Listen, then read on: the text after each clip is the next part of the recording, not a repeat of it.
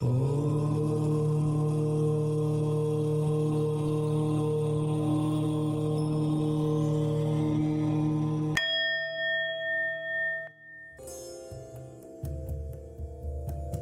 కాంతులతో విరాజిల్లే కార్తీక మాసానికి భగవద్భక్తులందరికీ పునఃస్వాగతం.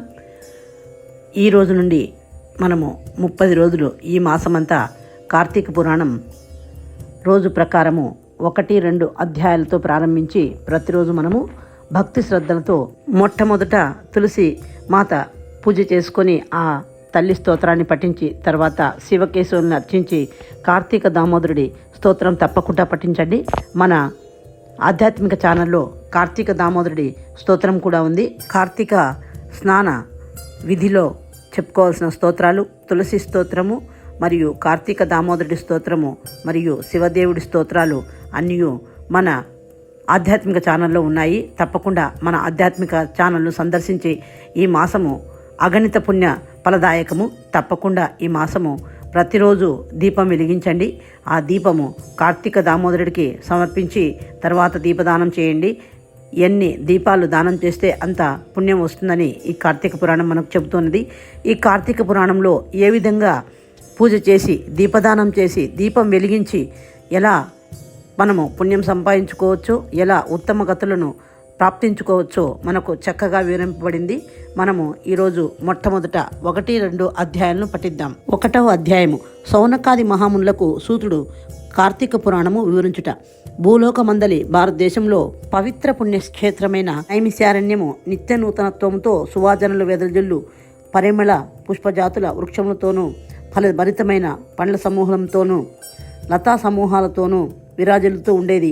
అక్కడ ఉన్న మృగాలు సైతం తమ తమ వైరాన్ని విస్మరించి చాలా కలిసిమెలిసి ఉండేవి. అలా ఉన్న నైమిశారణ్యంలో మునులందరూ కలిసి ఒకనాడు సూత మహాముని ఆశ్రమానికి వెళ్ళారు. ఆ సూత మహాముని వారిని చూచి, ఓ మునులారా, మీరందరూ నా ఆశ్రమానికి వచ్చి నా ఆశ్రమాన్ని పావనం చేశారు. మీరు వచ్చిన కారణం ఏమిటి? నేను మీకు ఏ విధంగా సేవ చేయగలను చెప్పండి అని చెప్పగా వారందరూ భక్తి శ్రద్ధలతో ముకులిత హస్తాలతో నమస్కరించి ఇలా ప్రార్థించారు. ఓ మహర్షి, మీ వలన మేమంతా సుఖ సంతోషాలతోనూ సమస్త విజ్ఞానముతోనూ యజ్ఞ యాగాదులతో జపతపాలతోనూ సదాచారముతోనూ దిలుతున్నాము. పాపనాశకరము ముక్తిప్రదము అయిన కార్తీక మహాపురాణమును మాకు వినిపించి మమ్ములను ధన్యము గావించవలసిందిగా ప్రార్థిస్తున్నాము అని కోరగా, ఓ మునులారా వినండి. పూర్వమే కార్తీక మహాపురాణ మహాత్మ్యమును మా గురువు గారైన వ్యాస మహర్షుల వారు స్కాంద పద్మ పురాణాల్లో తెలిపి ఉన్నారు. దీనిని వశిష్ఠుల వారు రాజఋషి అయిన జనక మహారాజుకు స్కాంద పురాణంలోను, శ్రీకృష్ణ భగవానుని అష్టభార్యల్లో ఒకరైన సత్యభామకు శ్రీకృష్ణ పరమాత్మ పద్మ పురాణమును సవివరంగా వివరించి ఉన్నారు. ముందుగా స్కాంద పురాణంలోని వశిష్ఠ ప్రోక్తమైన కార్తీక మహాత్మ్యమును వివరిస్తాను అని చెప్పసాగాడు. జనకునికి వశిష్ఠుడు కార్తీక ధర్మములు చెప్పుట. పూర్వము వశిష్ఠుల వారు తన సిద్ధాశ్రమంలో ఒక యాగము నిర్వర్తించదలిసి ఆ యాగము కొరకు కావలసిన ధన సహాయం కోసము జనక మహర్షిని వెళ్ళి అర్థించారు. అప్పుడు జనక మహర్షి, ఓ మహర్షి, తమరికి యాగానికి నిర్వహించుటకు కావలసిన ధన సహాయము నేను చేస్తాను. నాకు ముందు ఉన్న ఈ ధర్మ సందేహాలను నివృత్తి చేయండి అని ఇలా అడగసాగాడు. సర్వపాపహరము ముక్తిప్రదము అయిన కార్తీక మహాపురాణ మహత్యమును ధర్మ సూక్ష్మాన్ని నాకు తెలియజేయండి. తనకు గల ధర్మ సందేహాన్ని వివరించాడు. అన్ని మాసములలోకెల్లా కార్తీక మాసము అత్యంత మహిమాన్వితము పుణ్యఫలదాయకము అగుటకు కారణమేమిటి? కార్తీక మాస ధర్మము సమస్త ధర్మాలలో శ్రేష్టమగుటకు కారణమేమిటి? కార్తీక మాసం కిందటి ప్రాముఖ్యత ఎలా వచ్చింది? ఈ కార్తీక మాస వ్రతము ఉత్కృష్ట ధర్మముగా ఎలా పరిగణింపబడినది అని అడిగాడు. అప్పుడు వశిష్ఠ మహర్షి ఇలా చెప్పసాగారు. ఓ జనక మహారాజా, ఎంతో పుణ్యం చేసుకుంటేనే గాని ఉత్కృష్టమైన ఈ కార్తీక మాస ధర్మాచరణ వినాలనే కోరిక జనింపదు. సర్వపాపహరము ముక్తిప్రదాయకము కార్తీక పురాణాన్ని వినాలనే నీ కోరిక పూర్వజన్మ సుకృతం వల్ల కలిగినది. మానవ శ్రేయస్సే కాక సకల చరాచర జీవరాశి శ్రేయస్సు కొరకు నీవడిగిన ఈ విషయాలన్నీ నీకు వివరించి చెప్తాను విను. ఓ రాజా, కార్తీక మాసంలో సూర్యుడు తులా సంక్రమణంలో ఉంటాడు. ఆ సమయంలో సహృదయంతో ఆచరించే స్నాన దాన జప పూజాదులు విశేష ఫలితాన్ని ఇస్తాయి. ఈ కార్తీక వ్రతాన్ని తులా సంక్రమణం మొదటి నుండి గాని శుద్ధ పాడ్యమి నుండి ప్రారంభించాలి. కార్తీక దామోదరుణ్ణి ఈ కార్తీక వ్రతాన్ని నిర్విఘ్నంగా పూర్తి అగునట్లు దీవించుము తండ్రి అని నమస్కరించుకొని సంకల్పించుకొని ఈ వ్రతాన్ని ప్రారంభించాలి. ఈ కార్తీక మాసంలో కావేరి నదిలో స్నానం చేసిన వారి పుణ్యము చెప్పనలివి కాదు. సూర్యుడు తులా రాశియందు ప్రవేశించగానే సమస్త నదీ నదుల యందు నీరు గంగా నదితో సమానమవుతుంది. ఎవరైతే వాపి కూప తటాకాది సమస్త జలాశయాల్లోని జలము గంగా తీర్థమైపోతుందో అప్పుడు విష్ణువు అంతటా వ్యాపించి అన్ని జలముల్లోనూ వ్యాపించి ఉంటాడు. ప్రతివారు హరిధ్యానయుతులై శుచి అయి కాళ్ళు చేతులు కడుక్కొని ఆచమించి మొలలోతు నీళ్ళలో నిలబడి స్నానం చెయ్యాలి. పిమ్మట దేవతలకు, పితృదేవతలకు, ఋషులకు తర్పణ వదలాలి. తరువాత అఘమర్షణ మంత్ర జపంతో నీటిని బొటన వ్రేలితో కలిపి 3 దోసిళ్ల నీటిని గట్టుపోయి పోయాలి. గట్టు మీదకు రాగానే తాను కట్టుకున్న వస్త్రముల కొసలను పిండాలి. దీనినే యక్షతర్పణము అంటారు. అటు పిమ్మట శరీరం తుడుచుకొని తెల్లని వస్త్రాలు ధరించాలి. గోపీ చందనంతో ఊర్ధ్వ పుండ్రాలను ధరించాలి. సంధ్యా వందన గాయత్రి జపాలను చేయాలి. అటు పిమ్మట ఔపాసనం చేసి చక్కటి పుష్పాలతో శంఖచక్రధారి అయిన మహావిష్ణువును సాలగ్రామమందు భక్తి శ్రద్ధలతో షోడశోపచారములతో పూజించాలి. పిమ్మట కార్తీక పురాణమును పఠించుట గాని వినుట గాని చెయ్యాలి. ఇంటికి చేరి దేవతార్చన చేసిన పిమ్మట భుజించాలి. మరలా పురాణ కాలక్షేపం చేయాలి. ఇంకా సాయంకాలమందు శివాలయం కానీ వైష్ణవాలయంలో కానీ యథాశక్తి దీపాలను వెలిగించాలి. స్వామివారిని ఆరాధించి పదార్థములన్నింటినీ నివేదించి శ్రీహరిని స్తుతించుకోవాలి. ఈ కార్తీక మాసమంతా ఈ విధంగా చేసిన వారు జన్మరాహిత్యం పొంది వైకుంఠాన్ని చేరుతారు. జన్మాంతర పాపాలన్నీ పటాపంచలైపోతాయి. ఎవరైనా ఈ వ్రతాన్ని ఆచరించవచ్చు. దీనికి వయోభేదం కానీ అంటే వయసుతో పని లేదు. వర్ణ వివక్షత అంటే కులమత భేదం లేదు.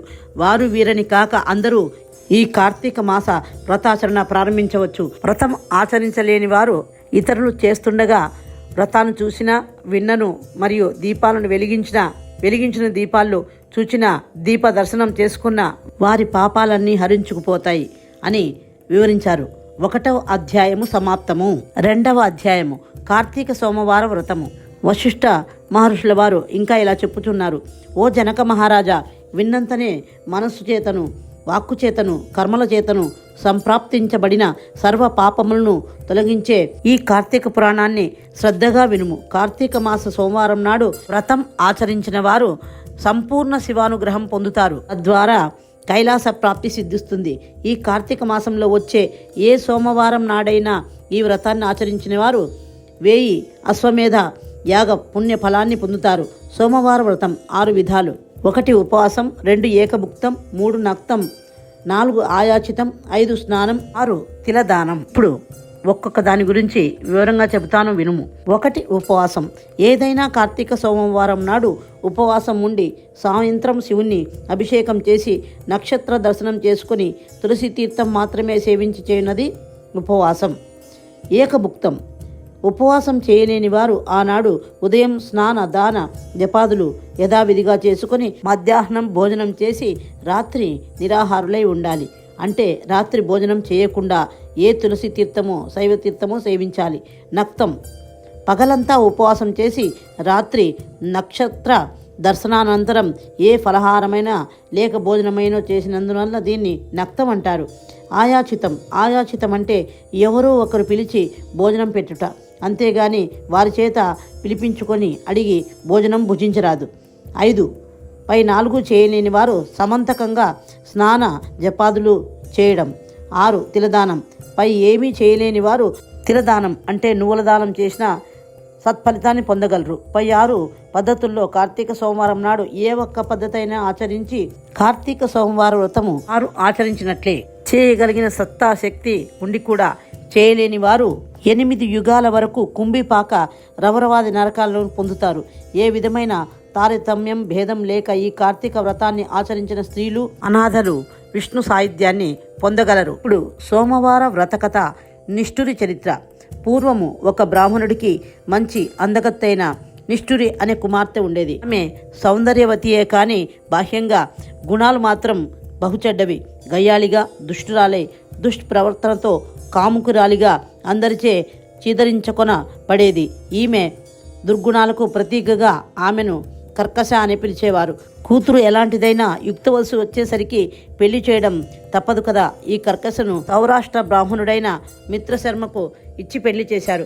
మిత్రశర్మ సదాచార సంపన్నుడు, సుగుణశీలి, సద్బ్రాహ్మణుడు, పవిత్ర బ్రాహ్మణుడిగా ప్రసిద్ధికెక్కాడు. సహజంగా సహృదయుడై మితభాషే నెమ్మదస్తుడు కావడం వల్ల కర్కశ ఆడింది ఆటగాను పాడింది పాటగాను సాగింది.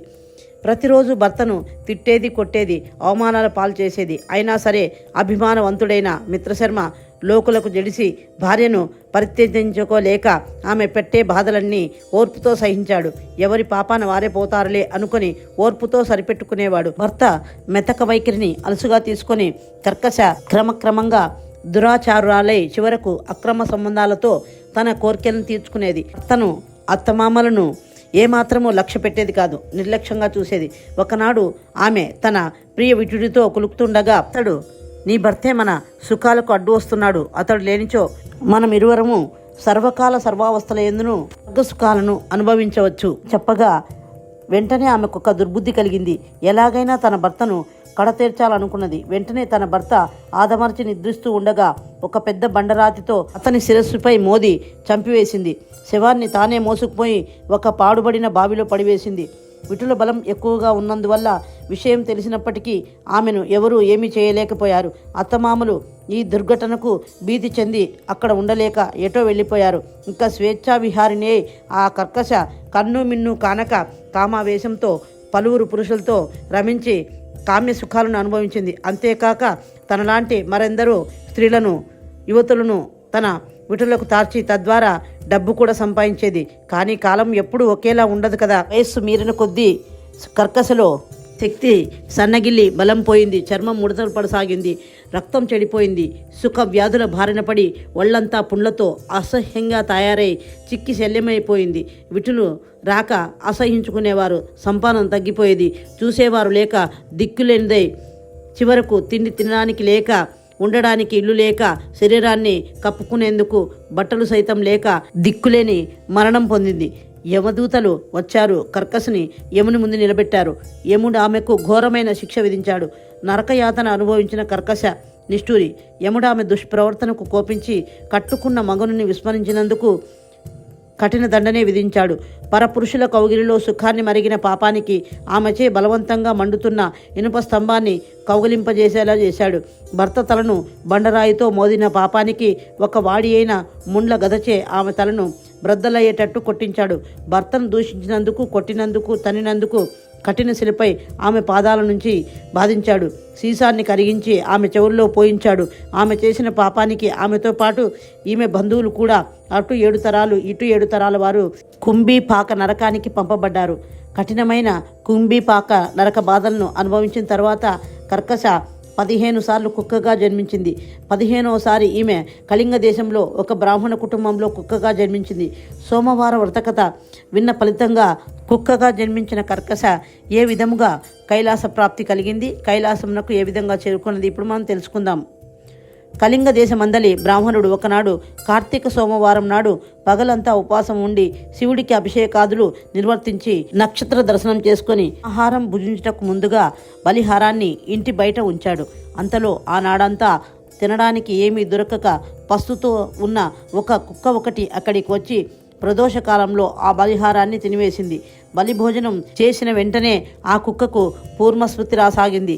ఓ బ్రాహ్మణుడా, రక్షింపు రక్షింపు అని అరవసాగింది. ఆ మాటలు విన్న బ్రాహ్మణుడు కుక్క మాట్లాడడం ఏమిటి అని విస్తుపోయి, ఎవరు నీవు, నీవేమి తప్పు చేశావు, నిన్ను నేనెట్లు కాపాడగలను అని అడిగాడు. అప్పుడు ఆ కుక్క మనుష్య భాషతో, ఓ విప్రుడా, పూర్వజన్మంలో నేనొక బ్రాహ్మణ యువతిని.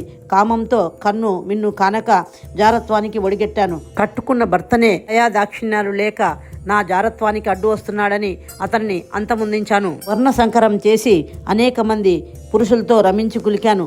తద్వారా పతితనయ్యాను. ఆయా పాపాల వల్ల అనేక మార్లు నరకంలో చిత్ర విచిత్రమైన ఘోరాతి ఘోరమైన నరకయాతనలు అనుభవించాను. 14 సార్లు కుక్కగా జన్మించాను. ఇది 15వసారి ఈ ఇంట కుక్కగా జన్మించాను. అలాంటిది నాకు హఠాత్తుగా పూర్వస్మృతులు ఎలా వచ్చాయో తెలియడం లేదు.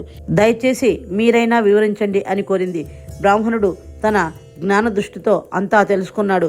తెలిసింది, ఈ కార్తీక సోమవారం నాడు ప్రదోష వేళ వరకు పస్తులుండి నాచే విడవబడిన బలిహారాన్ని భక్షణ చేసినందుకు ఫలితంగా నీకు పూర్వజన్మ స్మృతి కలిగింది అని చెప్పాడు. అయితే ఓ బ్రాహ్మణుడా, నాకు మోక్షమెట్లు సిద్ధిస్తుందో చెప్పి కూడా పుణ్యం కట్టుకో అని చెప్పగా దయామయుడైన ఆ బ్రాహ్మణుడు కుక్క యొక్క దీనస్థితిని చూసి జాలి పొంది తాను చేసిన ఎన్నో కార్తీక సోమవార వ్రత ఫలితముల్లో ఒక్కదానిని ఆ కుక్కకు దారపోశాడు. అంతే, తక్షణమే ఒక్కసారిగా ఆ కుక్క ఒక దివ్య తేజస్సు గల స్త్రీమూర్తిగా మారిపోయింది. మిక్కిలి ప్రకాశంగా వెలిగిపోతూ తన పితృదేవతలతో సహా కైలాసం కేగింది. కాబట్టి ఓ జనక మహారాజా, నీవు వెంటనే ఈ కార్తీక మాస వ్రతాన్ని ఆచరించి అద్భుతమైన ఫలితాన్ని అనుభవించు. ముక్తి నొసగే ఈ కార్తీక మాస వ్రతము అత్యంత శ్రేయస్కరమైనది అని చెప్పసాగాడు. 2వ అధ్యాయం సమాప్తము. భగవద్భక్తులందరూ రేపు 3, 4 అధ్యాయములు పారాయణం చేద్దాము. విన్నారు కదా, నిష్ఠురి ఎన్ని పాపములు చేసినా తర్వాత సోమవార వ్రత బలిహారం తీసుకున్నందువల్ల చేసిన పాపాలన్నీ పటాపంచలై ఆమె కైలాసానికి ఎగింది. మనం కూడా చక్కగా కార్తీక సోమవార వ్రతాలు మరియు కార్తీక మాస వ్రతాచరణ భక్తి శ్రద్ధలతో చేసి శివకేశవుల్ని అత్యంత భక్తి శ్రద్ధలతో కొలిచి మనం కూడా ముక్తిని పొందుదాము. ఈ వీడియోను లైక్ చేయండి, షేర్ చేయండి, సబ్స్క్రైబ్ చేయండి. ఇటువంటి మరిన్ని మంచి వీడియోల కొరకై మన ఆధ్యాత్మిక ఛానల్ను సందర్శించండి. ఈ మాసమంతా అత్యంత భక్తి శ్రద్ధలతో పురాణ కాలక్షేపము, పురాణ శ్రవణము చేయుట అత్యంత శ్రేయస్కరము, పుణ్యప్రదము. ఓం తులసీ దేవ్యే నమః. ఓం నమో భగవతే వాసుదేవాయ నమః. ఓం నమ శివాయ. హర హర మహాదేవ. శంభో శంకర. పార్వతీపతయే నమః.